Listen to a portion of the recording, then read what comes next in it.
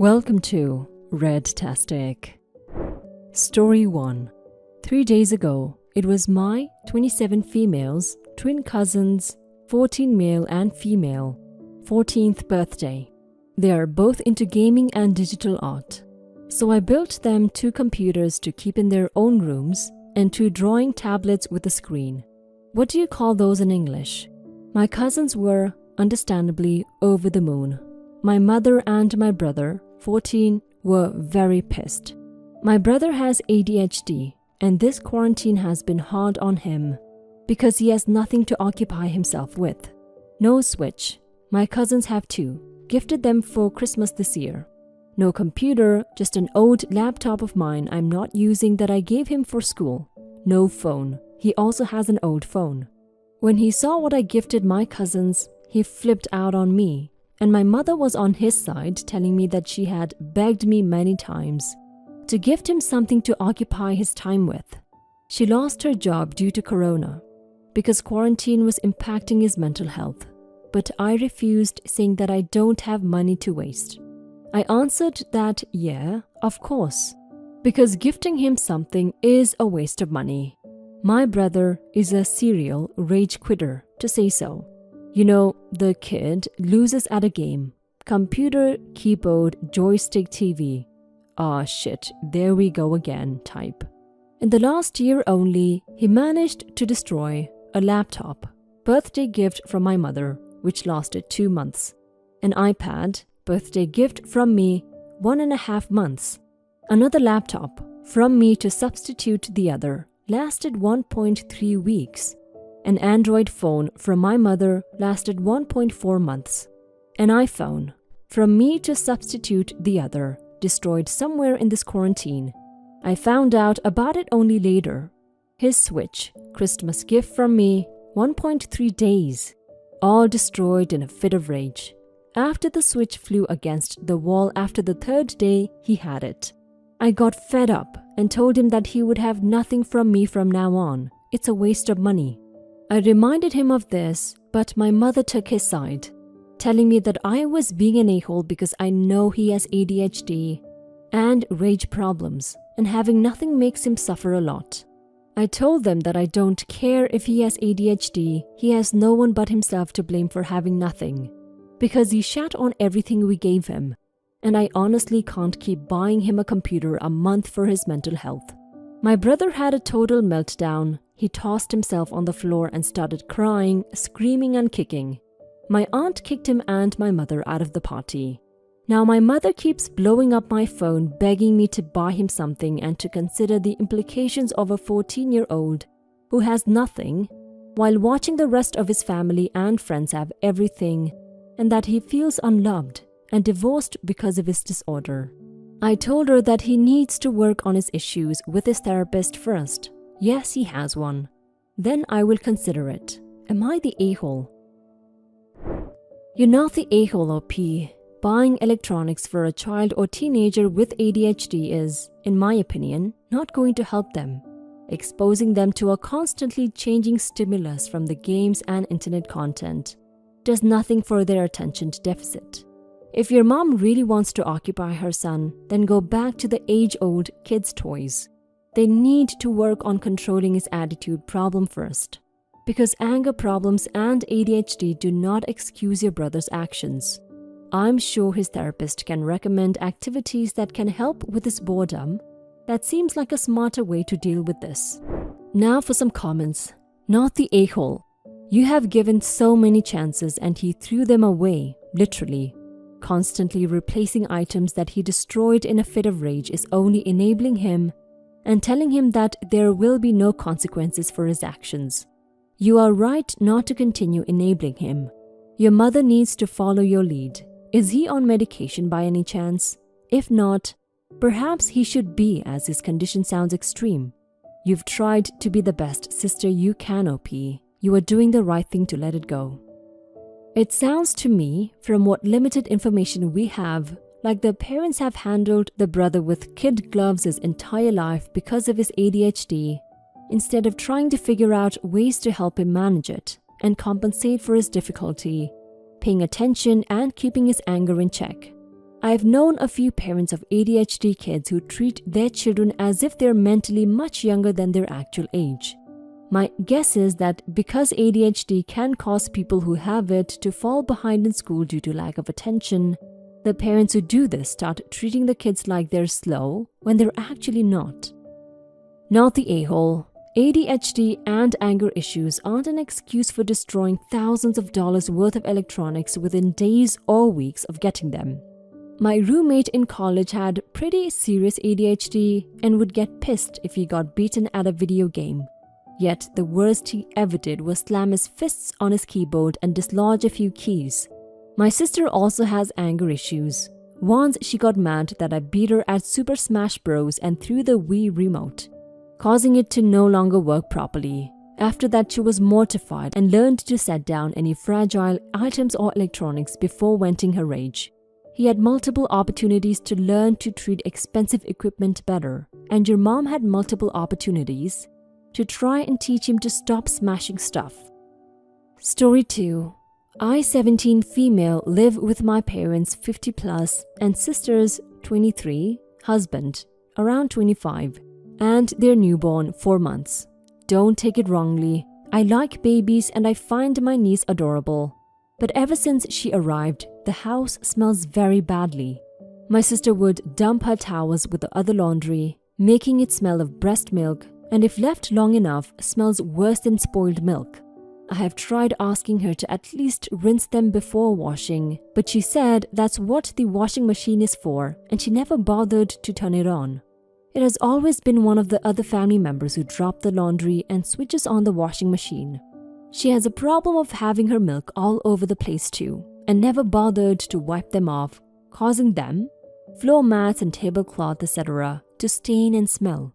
Her room, let's just say I have been avoiding that part of the house.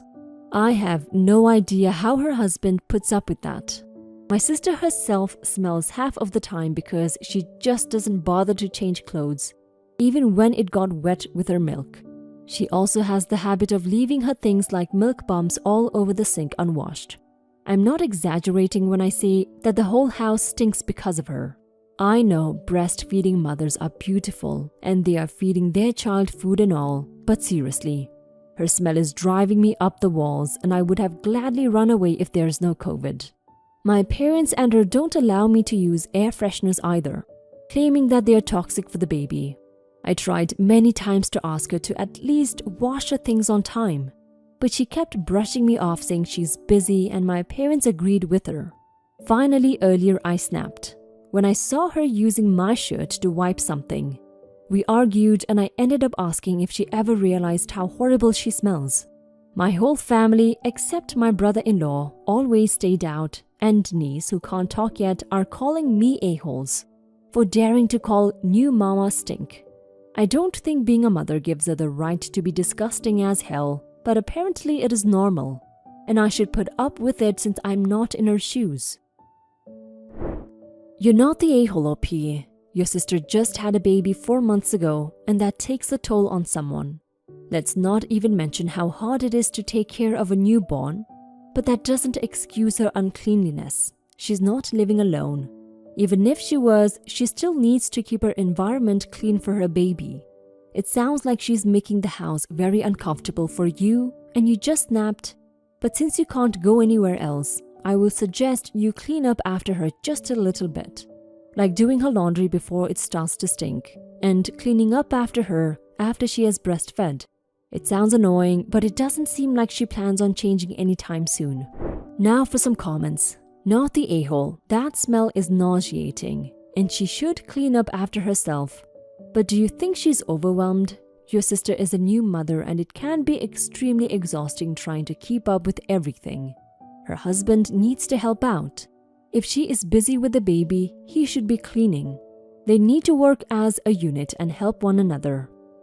I think you probably have a more sensitive sense of smell than most people. I never experienced this issue when around breastfeeding mothers, maybe because diaper smells were so much more prominent.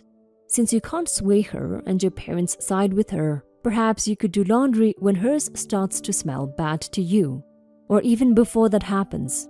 It's not fair, but it might be the best you can do. Not the a-hole. This is lazy and disgusting behavior and surely must be creating bacteria in the house.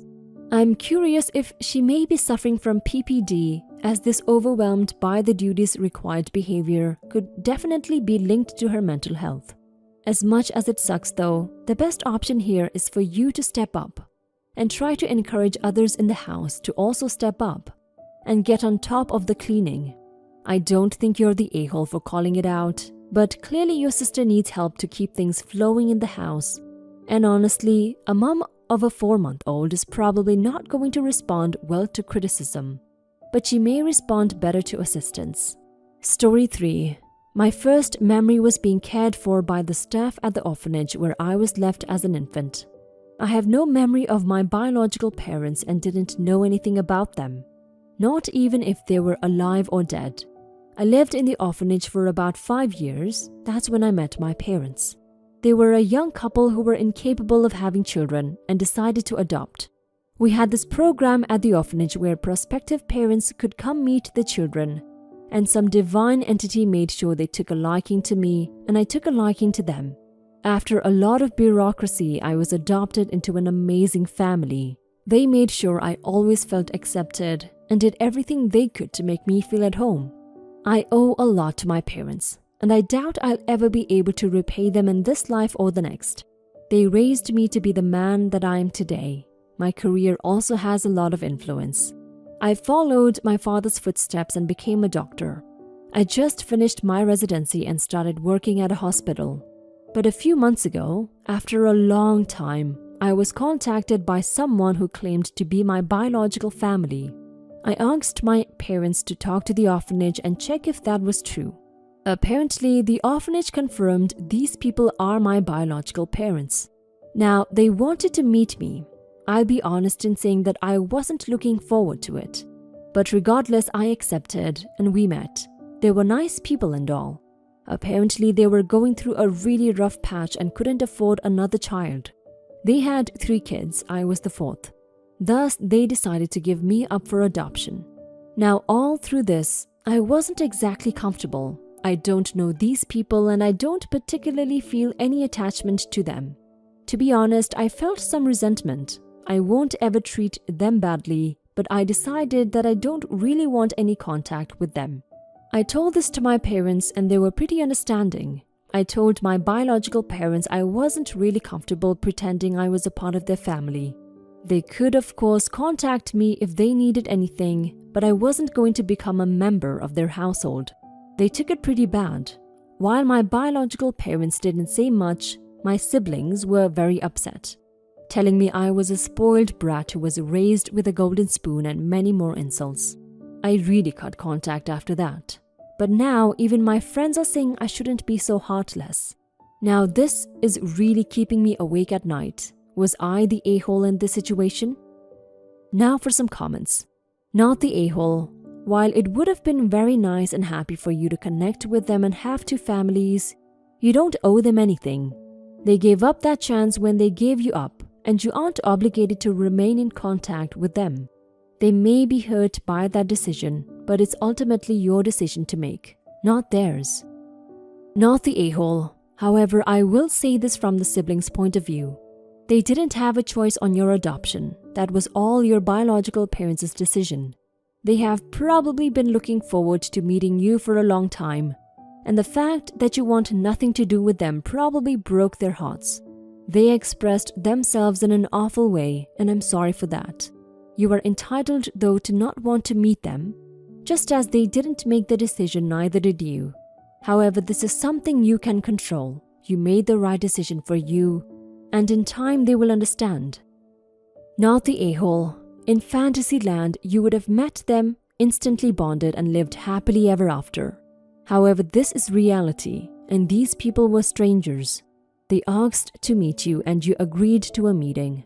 Their expectations are just that, their expectations. You are in no way obligated to have a relationship with these people. They gave you up because they couldn't afford another child. That was a brave and unselfish thing to do. You fortunately, after some time passed, were chosen by your parents and had a great life. The fact that you did does not mean you owe them gratitude for giving you up. They are totally overlooking the time you spent waiting for your parents to choose you. They're also totally minimizing the possible hurt you may feel in knowing that you were the child they chose not to keep. If you feel that meeting them was enough, then it is.